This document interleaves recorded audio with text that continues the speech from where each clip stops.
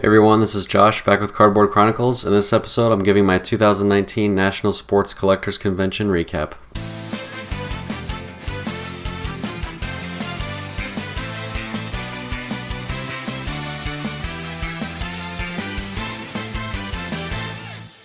So I'll just start off by saying that the show was amazing. It was a lot of fun. As I've said to you guys before, the best part of the show is the interactions and the people that you meet. And, getting to spend time with everyone throughout the hobby, meeting new people, showing cards off to each other. That's really what it's all about, especially for me.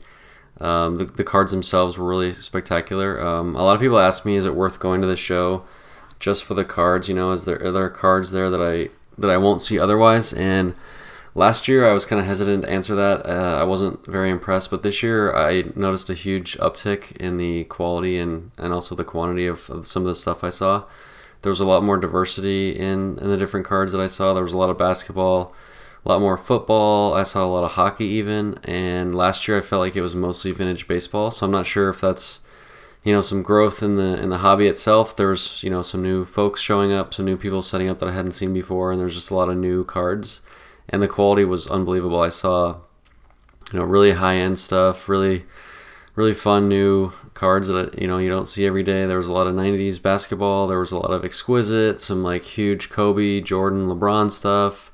Really nice Trout cards. A lot of cool modern stuff that I hadn't seen at last year's show. So overall, I was really impressed with the the addition of some of the new stuff that I hadn't seen last year. So if someone were to ask me again, I would definitely say this time that it is worth going to the National to see cards you may not necessarily see on the internet or in your day-to-day routine of cards that you see every day. So that was kind of exciting, honestly. I wasn't expecting that. I didn't get a ton of time to walk around the floor, but I did see a lot of new stuff, which was really exciting to see. So next, I just wanted to touch on the energy at the show. I felt like the energy was really, really high. There's a lot going on in the hobby, on the message boards and on Instagram and everything, kind of discussing all the negativity going on. But when I was there, it felt all very positive, which was really awesome. I think, the in-person interactions help drive a lot of empathy in that regard. So I think just seeing someone face-to-face really helps give you a better understanding of everyone else in the hobby and what their intentions are. So, even for me personally, there was some beefs that were squashed, some people that I was excited to get a chance to speak to in person, and I think that really helped. And even some of the negative characters and things that have been going on, I felt like in general everything was more positive towards those people, and everything was like I said, the energy was just really high in a positive way, and I think that speaks to just where we're at with the hobby and how we're moving forward, and the growth that we've been seeing. So I think a lot of new people are excited. And the Chicago show itself, the venue was kind of lends itself to high energy. And I was talking when we talked to Justin in the preview video, we talked about how the halls are a lot thinner and the venue itself is a lot smaller than Cleveland from last year. And yes, the negative part of that is it is harder to get around. The positive is that it makes it feel more high energy and more fun. Everything was louder and more people crowded around tables. It just made it feel more exciting, in my opinion. So I thought that was really great. So just getting back to the in-person stuff, I just felt like, with everything going on in the hobby, the trimming and all that stuff, it was kind of nice to get together with everyone and see everyone in person. PWCC was there. The auction houses were there. I didn't see any direct face-to-face negativity towards any of those people. So that was kind of nice. There wasn't any altercations or things like that, so that was good to see. And there was even some people that, I've felt that generally get mostly negative things sent towards them, and I saw them that get positive things in person, and it was great to see. There's some people that were maybe nervous to go because of everything that's been going on, and everyone that I talked to was having a great time. A lot of fun. Everyone was just, able to be themselves and enjoy the show and talk cards, and that's really what it's all about. So I was really excited to see that. That was just my general take on the the energy and the positive energy at the show. So that was fun and really nice to see. So I wanted to give a personal shout out to a lot of the guys, that make the trip for me, and a lot of the guys that I look forward to meeting up with. And so to start, Ryan, thanks for traveling with me. Made it to the airport, ready to go. Got Ryan with me. National, baby. Whoop, whoop. Yeah, got all this stuff. See you guys in Chicago. Hanging out with me as much as we did, and making the flight over there with me, that was a blast. And then Grant and Garrett, meet up with those guys right away, and we planned the party together, and I'll get into that in a little bit, and staying at the same hotel, all that fun stuff. So I love hanging out with you guys as always. I have a list of other guys, Rodman and Jordan, for hanging out at my hotel and hanging out at night. We had a lot of fun times. Adam, the other Adam, Justin, of course, who did the preview video with me. Spent a lot of time with Justin, great guy. Enjoyed all of our time there, man. John, JB, of course. He had a table with Justin this year, and we spent a lot of time together, of course, and went to dinner and had a lot of fun. Rob, shout out to Rob. We spent a ton of time talking Penny Hardaway and a lot of other fun stuff, and a lot of personal discussions, which was great. I love talking to him. Nick, Michael, the other Michael. I'm going to forget people, so I apologize to anyone. Gerald, Stephen Go, who made the trip over, and Raymond, from overseas, which was great. Kiki, of course. Love spending time with Kiki. I'm going to, Jameson, I just did the interview with him, spent some time with him. I'm going to forget somebody, so I apologize, but I really did appreciate, hanging out, our time together, hanging out with all you guys. And also I wanted to talk about all the people that approached me at the show and, had nice things to say to me about the channel, how much they enjoyed it. So I really appreciated all of that. I love spending some time with all of you guys, and I had some great, interactions and people that I met for the first time, and got to talk cards and see people's collections that I wouldn't have otherwise. Nate, LeBron collector, Tony, another Nate that I met at the show. Just a lot of great guys, that I was really excited to hang out with, and that's really what the show's about for me. And so shout out to all of you guys. It was a blast, and of course we'll run it back next year. Nick and Matt, I'm just gonna keep remembering as we go. So that's it. Yep. Shout out to all you guys. So I'm going to jump into, kind of my trip and how things went for me personally. So we flew out Tuesday, super early in the morning. We made it. Just been waiting everywhere. 30 minutes of baggage claim, 30 minutes on the plane, waiting for Uber. Almost there. Wanted to get there early, get situated, get in early. Thanks, Grant. This is me and Ryan lugging all your beer to the very end. So this is why we're late. And, kind of check things out as dealers are setting up. And I actually beforehand had requested to get a media badge, for Cardboard Chronicles. So I was able to acquire a media badge through NSCC, which is great. They hooked me up with a media badge. I have it here. So I was able to get me in super early and, meet up with everybody and get a head start on it. So that was awesome to get that badge. And it was kind of fun for me. It's kind of surreal to, consider myself media at this point, which is kind of fun. So we got in Tuesday, and I met up with Dustin, who hooked me up with a badge as well for a buddy. And shout out to Dustin, who I forgot to mention earlier, but spent a lot of time with Dustin. Great guy. We talked to LeBron. And so shout out to you for hooking up with another badge. And then from there, I actually just started hitting some tables, walking around, checking some things out.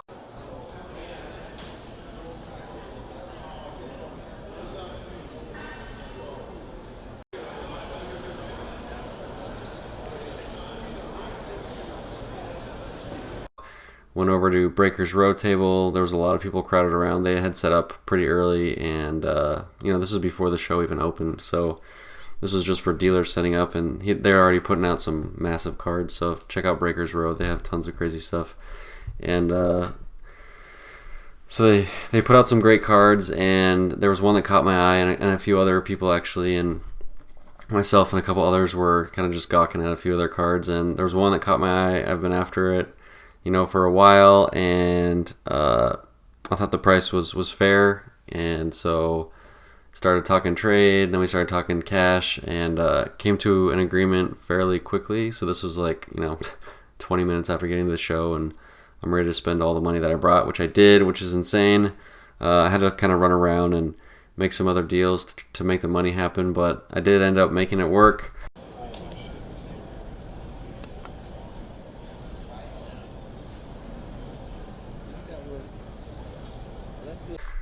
So the card that I ended up getting was Michael Jordan PMG Championship, which is, it's a big card. It's pretty insane. Really excited to start my show off with a bang and pick up a really big card. So again, shout out to Breakers Row. Hey Adam, just completed the deal, PMG Championship. Adam Rowe here at Breakers Row. Thanks, man. Appreciate it. Man. For making the deal pretty easy, and it's a big card. It wasn't easy to get, and I had to move some things around to make it work. But really excited to have it in my collection, and I think one of the things Justin and I talked about is don't blow all your money in the first 10 minutes, and that was exactly what I did. So him and I joked about that for a while, which is fine. But this was one I was willing to kind of break the rule for myself, and really excited to come back with this. And spoiler alert, this is the only card that I bought at National. Last year I had I think like 10 or so cards, pretty decent haul. But this year, one card for me, and that was it. That was all my money, and I had to sell a few cards to make it happen. I had to sell some LeBron refractor stuff, but totally worth it. This is a monster, and extremely excited to have this. It's a big card. There's not much really to say else. 8.5 BGS. Don't really care about the grade. The card speaks for itself. I think it's one of the best cards ever made. I think it's the best 90s card by design ever made, in my opinion. The best player. So it's an incredible piece. I'm really excited to have it in my collection, and made a lot of Jordan guys jealous, which was fun because as a LeBron guy, I like to make those guys sweat a little bit, and that's fun for me. So shout out to all the Jordan guys who are happy for me, I guess, or mad at me, whichever the case may be. So there it is. That's the big pickup. That's the story. Crazy start to the show, and that was 15 minutes in. So from then on, it was really just walking around and not really focused on trying to buy anything, but more so just enjoying the show. And it kind of like took some of the stress off my shoulders, honestly, knowing I didn't have to find something to buy for my collection, or there was no pressure because I literally couldn't do anything else. I could have traded some stuff maybe, but I didn't end up making any big trades or anything like that. So that was Tuesday, and then Tuesday night, dinner with some of the guys. Went to Carlucci. We talked about that restaurant, I think, maybe in the preview, or Grant and I have talked about it, I'm not sure. But amazing restaurant. Check it out if you're in the Rosemont area. Fantastic food, so that was fun. Then we hit up Shoeless Joe's, which is the bar we hosted the party at, just to check it out and scope out the joint. So that was fun the first night. And then rested up for Wednesday. So then Wednesday was the official opening of the show for the sneak peek, and not much to talk about there in terms of deals or trades that I made or cards or anything like that. So it was really just going from table to table, hanging out with everybody, seeing what was going on, checking out.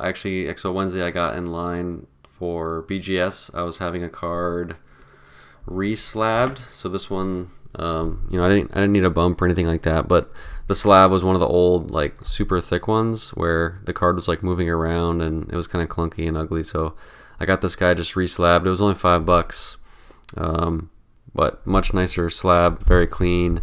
Really happy to have this guy re-slabbed in a much nicer looking case. Huge card for me. Love the Exquisite. So really glad to get that one re-slabbed. I was in line for like an hour, which is a total bummer, and I was there before the sneak peek even opened. So this is just like immediate advice back to everybody. If you are trying to grade stuff at National, be prepared to wait and get there as early as you can. I imagine the lines were even longer, once the show actually opened. I had the advantage of not even having to deal with everybody. The show wasn't open, and it was still an hour long wait. So I'm hoping BGS and PSA can kind of like make some improvements and optimize things. It felt a little bit, slow and disorganized. Once you got up to the table and you spoke with a representative and got things going, the paperwork and everything was pretty smooth. PSA, kind of the same thing. I got in the express lane. I actually, Justin and I talked about it. I Did my submission online beforehand, printed it out, had everything ready to go, like put my credit card in, paid for it and everything, and all I had to do was walk up to the express line with my paper, and that took 45 minutes, and I was like fourth in line.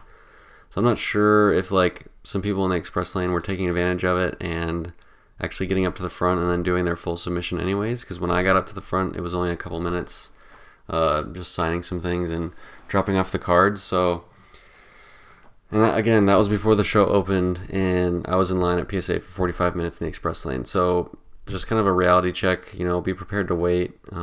So if you're wondering what happened, what I was grading with PSA, so I picked up the credentials, Penny Hardaway, a few weeks ago from, thanks to Justin. He helped me hook me up with this one, and then this LeBron Chirography Gold, which I had in a BGS slab, but wanted to move this over to PSA. I really like the cleanness of the cases from PSA for the thinner cards and just the autos, so I thought it looked a lot nicer in PSA case. So switched that over, and I had already paid for everything ahead of time, like I said, and it still took a while. So have that expectation going in if you're going to be grading stuff. It does take a long time.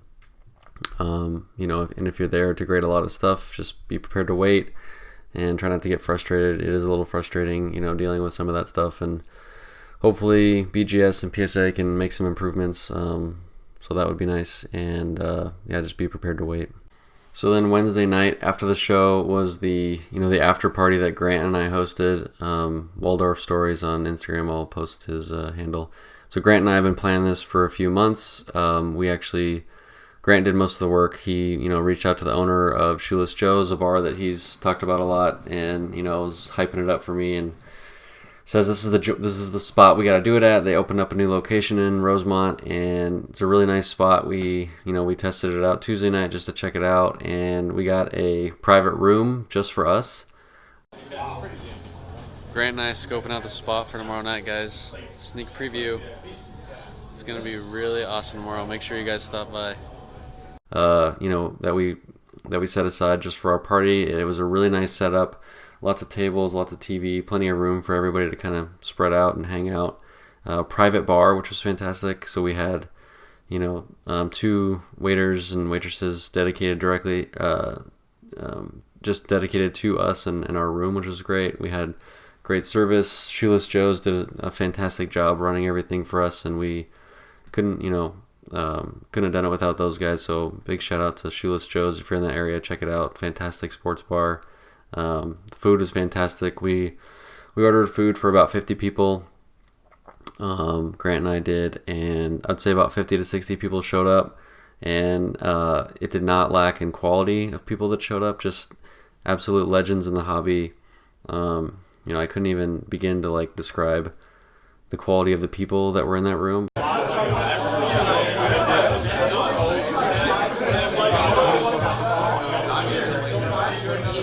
And Grant.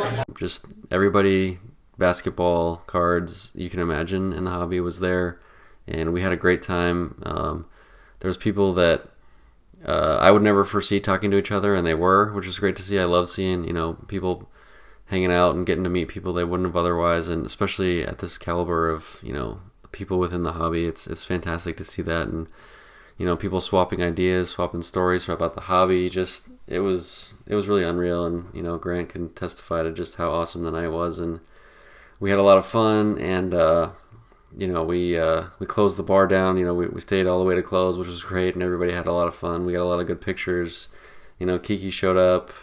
The guys from overseas, Steven and Ray showed up. It was great for everyone to go out of their way and make it over to the party. So we appreciate everyone showing up, and we hope everyone had a good time, and we're definitely going to make it bigger and better next year, and we're just going to keep that thing going. It's kind of an idea that Grant had, and so that was all Grant, his idea, and I supported him, and we made it happen together, and that was a ton of fun, and hopefully you guys enjoyed it, and we'll definitely do it again next year. Real quick, just wanted to say that one of the more interesting parts of the show, or fun, awesome parts for me, was meeting up with an OG LeBron collector. I won't say his name, private collector. You know who you are. We met up at the show. We swapped stories. He told me a ton of great stories, from collecting back in the day for for a big time LeBron collector, you know who you are.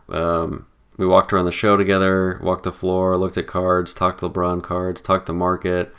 He was showing me just like bananas cards that he has in his collection and cards I've never even seen before, which is crazy. And he's telling me stories of, you know, how he got some of these cards and, you know, how the market's evolved over the years. And I learned a ton from him. So shout out, you know who you are. Won't say your name. That was a lot of fun, and look forward to meeting up with you again next year. I also met up with Lou, who just recently completed his 2003-2004 Michael Jordan Exquisite set. When are you getting the sixth one? When I get back. I'll make payment on Monday, and then he'll ship it, and then it'll probably be there by like next Friday. Which is like a ridiculous sentence to say out loud. 6 cards in the set. He didn't have the base Exquisite in this little clip I'm showing you, but he did have the other 5 with him, which are definitely the 5 best of the set. He does have the 6, he has all 6, but these 5 are just insane to see all in one location, and it was nuts to look at. So thanks for showing me, Lou, and we had a lot of fun talking, cards and hanging out, and he introduced me to a couple of his friends, and that was fun. So loved hanging out with you, Lou, and just super impressive set. Congrats on that. So now I want to jump into the Gary Vee thing. Definitely worth touching on. That was a big talk of the show. It was a big, kind of part of the show where this was his first one coming back since, he collected a long time ago. Gary Vee was at the show. There was a ton of energy around his table. He had his own table near the front. All of his guys from his company were there. They actually revealed a new sports card company that they started.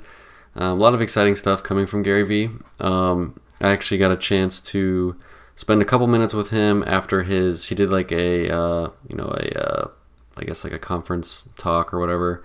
They like reserved a room at the conference center to talk about sports cards, and there was a ton of people at that. It was packed. I was literally like sitting on the ground in between tables in the way back. I couldn't even see them. I was just listening. But that was pretty cool to see, a lot of people interested in what he had to say, and a lot of like hype around, his entrance into the hobby. So that was cool to see. I got a couple pictures with him, and then was able to spend some time with him at his table as well. He's a super busy guy, but I was able to grab some of a minute of his time, and I kind of asked him like, I see what you're doing. You're kind of currently just buying up rookie PSA 10s and in bulk and trying to go about it that way. And I kind of asked him like, have you started digging into some of the more rare stuff, the more exciting cards within the hobby? Because I think the hobby itself has a lot to offer, and he's just scratched the surface. So I was hoping to get some of his time to talk about the depth of the hobby and some of the more interesting facets of it. And he was honest with me and just kind of said, hey, I would love to do that kind of stuff. I would love to learn more about it. I really haven't had time to dig in yet, and I just don't know what I don't know at this point. So really honest about that. I appreciate that. And then I talked to some of his other guys, kind of about that same thing, and reached out to Olive Branch to them and said, hey, I'd love to help. I have a lot of connections in the hobby. I know a lot of people. You can watch the interviews, as a starting point, and just whatever I can do to help those guys, because for me, it's extremely important that they deliver the right message about the hobby, because they have such influence, around the world. So it's important that Gary and his team deliver the correct message and how the hobby is treated, and how it's, how new people are entering the hobby and what's to be expected of that. So hoping to speak with those guys more and kind of curate some of the, the messaging towards, new people coming into the hobby, and would love to help them with that if I can. And they're doing big things already without me. They don't need me, obviously. So it's pretty exciting, to see someone with that kind of influence coming into the hobby and bringing that sort of excitement.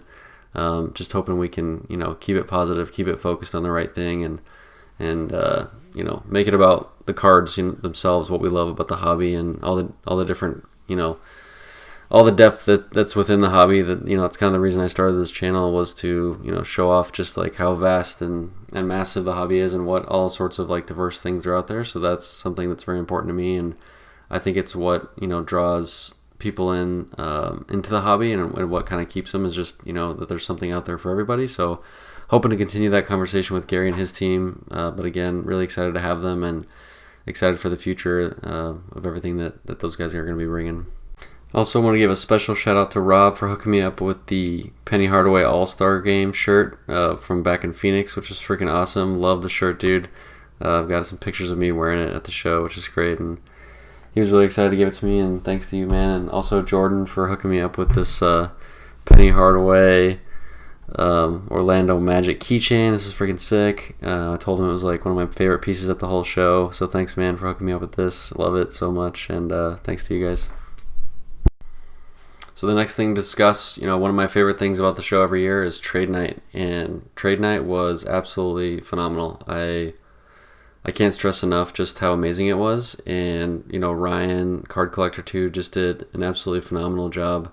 He outdid himself tenfold from last year. They had it at the Hyatt Regency, and they hosted it in a 10,000 square foot ballroom. Then you come here tonight and you feel better. Yeah, we need to make sure everybody knows. I mean, everybody follows you, so you just need to post. I'll post a ton of stuff. What's up, man? Trade night. Trade night with Ryan. Yeah. Which was incredible, and the gift bag that they handed out to every single person who came into the room, and by the way, there was 1,100 people that showed up, was unreal. There was just crazy prizes just handed out for free to everybody, 1,100 people, and wax boxes valued at $80. I was seeing jackets, really nice team jackets, not like crappy, jackets you'd get for free at a if you went to a sports game and they just handed you one where it's got sponsorship on the back. None of that. It was an unreal, really nice jacket that I saw. Just unreal prizes. So I don't know how he was able to pull that off. So shout out to Ryan. I'm hoping to interview Ryan really soon, just to talk about trade night, because I was just that impressed. And those guys, just from what I saw, it was just all done out of love for the hobby. I didn't they didn't get anything out of it other than seeing everyone happy and having fun. And the turnout was incredible. 1,100 people. The energy was unreal. Kids, adults, everything. It was incredible. There were so many people having fun. There was cards all over tables, people trading, deals going down. It was awesome. So for my personal thing at trade night, I had something pretty crazy happen. I was hanging out with Rob in the back, and we were just swapping stories, talking cards, and I was approached by a fellow LeBron collector. Said that he's private. I'm gonna keep his information private. I owe that to him after what he did for me that night. He sat down. He's like, "Hey man, love your channel. I was hoping to find you here tonight. Hoping to show you some stuff. Hoping to talk LeBron. I know he's a fan of the show, so that was really great to hear." And he said he was inspired to go to trade night because of my videos, and that was awesome. So he sat down and we talked cards, and he just started showing me unreal stuff, LeBron cards. Just it was incredible. Just really nice stuff. I won't say what cards it was, just out of courtesy to him and his privacy. So just trust me when I say, I've seen a lot of cards, I've seen a lot of stuff, and I told him this. It was the best collection of cards that anyone has shown me, just in a private showing like that, ever. And so he knows what he's got. It's incredible. So I really appreciate him, reaching out, finding me. I spent, I think, an hour and a half to 2 hours with him, just talking cards and him showing me his collection, and that was pretty much the trade night for me. So I kind of missed out on some other stuff possibly, but for me that was it made my show. And shout out to this person, and just awesome stuff. And I hope to keep in contact with him and keep the discussion going. And that's really what it's about, at trade night especially, is meeting up with people and sharing stories and sharing collections. And so I hope everyone at trade night had a lot of fun. I could not recommend it more for next year. So if you missed out this year, please go next year. It's incredible. He's gonna probably outdo himself again, Ryan, and I just it's so impressive. And I hope everybody else had fun, and definitely looking forward to that again next year. I also got to spend some time with two of the younger collectors in our hobby.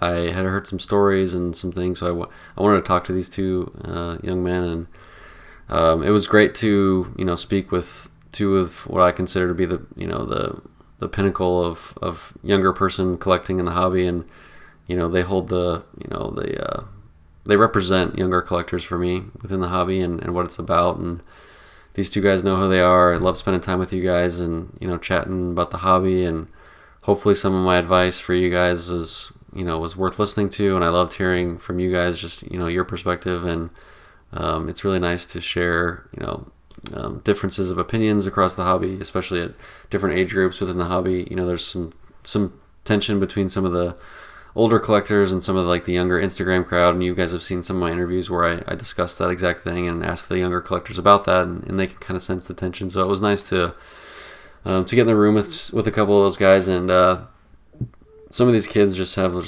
such impressive collections, and what they're able to do within the hobby is very impressive. And these two guys in particular, really respect the hobby itself, and they understand how everything works and understand the relationships that go along with it and how to treat the hobby. So big shout out to you guys. I hope you guys keep doing your thing. And I guess I could just say, you guys, it's Card Collector 291, Michael and Adam Rips Cards. You guys are awesome. Again, love spending time with you. Keep doing your thing. Keep making it big in the hobby, and keep representing younger collectors out there and making it fun for everybody. So I love spending time with you guys, and I hope you guys enjoyed it as well. I also wanted to kind of circle back on some of the advice from the preview video and talk about how that worked out for me personally. So we really stressed having the cell phone charger, portable charger. That worked out great. Saved my butt. I had a lot of people, mention it to me at the show, and that was fun. Justin and I were actually sitting together at his table at one point, and we had some collector, kind of recognize that the two of us were sitting next to each other. Hey, you guys are the ones that made the preview video, and it was kind of fun for us. That was a fun moment. We were talking about the phone charger, how much it was saving our butts there, so that was important. And then I brought a ton of snacks in my backpack. That worked out great. The food was okay, I guess. The snack bar's not great. So like Justin and I mentioned, make sure you have food available. I didn't die because of that, having food in my backpack, and it's a long day, so I had the proper shoes. Justin was right about the carpet. You actually want to spend some time over by Tops and the grading companies because they have carpet in some of the areas, so it's nice spending some time over there and relaxing. There's just not a lot of places to sit in Chicago. There's really not. Cleveland had more seats, but Chicago, nowhere to sit, so it's a super long day. You're hungry, you're tired, so having the things with you that you need to get you through it was important, and it saved me a lot of stress there. And so the other advice that I was giving a lot was make sure you set aside time for meeting collectors. For me, it was the opposite. I needed to set aside time to walk the showroom floor, and that proved a difficult task, mostly just because people recognize me from the channel and wanted to stop me a lot, so it was kind of hard for me to spend a lot of time walking around looking at cards, which is great. I love that. So just all that to say was just that make sure you set aside time for checking things off your list that you want to either see, or people you want to talk to, or time you want to spend at certain booths, or whatever the case may be. So it's really important to make sure you set aside time for that and plan ahead, because once you get there and all the commotion and everything and all the people that you're meeting up with, it all goes so fast, and it's really tough to hit everything on your checklist. And I hit everything on my checklist. Was able to set aside some time to walk the floor by myself and check some stuff out. So make sure you just plan. Make sure you go into it with what, and being prepared and watching the preview videos that I put out and that Ryan puts out, Card Collector 2. There's a lot of content to help you and prepare. And again, going into next year, make sure you watch that stuff. It definitely helped me personally at this show.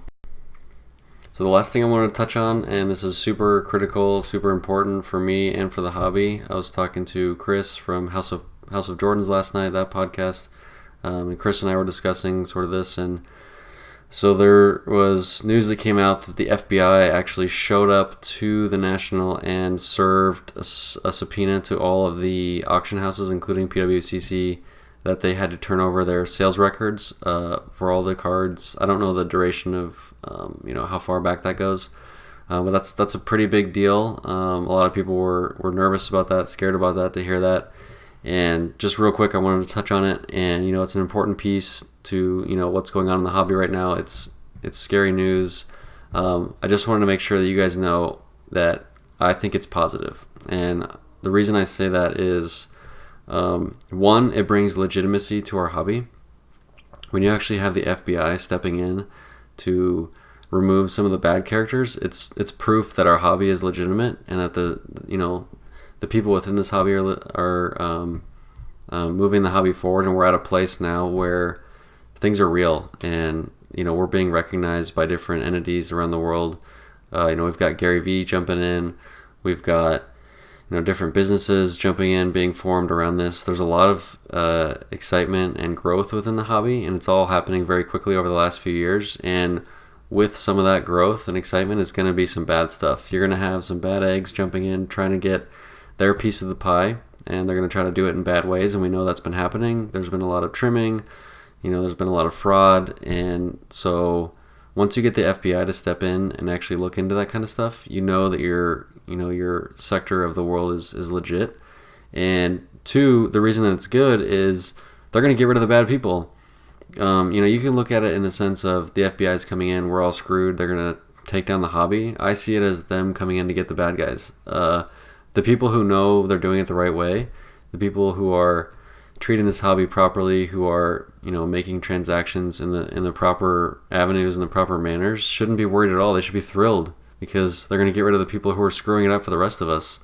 I'm not going to start calling out names of who I think the bad eggs are. We're going to find out. The FBI is going to dig in and figure it out. That's their job, and they are paid to do this. Whereas over the last couple months and years, it's been us having to do it ourselves. It's been blowout trying to find these people, and they've done a great job, but now it's time for the professionals to step in and actually do their job. And if that means arresting people or whatever the case is, they're going to do that, and they're going to find the information they need. They have the government at their side. They're able to serve these companies and demand certain sales records, so they're going to be able to research and dig a lot more than the rest of us. So I think this is great. I think they're going to figure out who the bad ones are and get them out, and they're going to be able to regulate some things going forward and set up some standards that we may have lacked currently, and hopefully we're going to get something out of that in that regard. So I personally am excited. I think everyone else should be not nervous, and they should feel excited as well. I think it's good news, legitimacy, get the bad guys out. This is good stuff for us. So don't be nervous, don't be scared, don't feel like the sky's falling down just because the FBI is stepping in. Look at the bright side of it and understand that this is going to be good in the long run, and it's something that we need. And we all want this hobby to be fun, and we all want it to grow and move forward. So this is a step in the right direction, in my opinion. So let's treat it positively and move forward. Okay, so I'm just going to wrap things up. The 2019 National Sports Collectors Convention is officially over. It's very sad. I was bummed to have to leave and see it come to an end, but it's going to be awesome next year in Atlantic City. We're looking forward to 2020. I know everyone else out there is excited, so looking forward to meeting up with everybody again next year, and hopefully there's going to be new people that come into the hobby that we can look forward to meeting, and it's just going to keep getting bigger and better every year, and can't wait for 2020. And hopefully, breaking news, I am going to look into setting up a table next year, and so I'm really excited about that. If anyone has any information to help me out there, please reach out. If anyone has any questions about the National from this year that I didn't answer in this video, please hit me up. Cardboard_Chronicles on Instagram is where the best place to get to me. And I had a blast with all you guys. Hope you guys had fun as well, and we'll see you next year.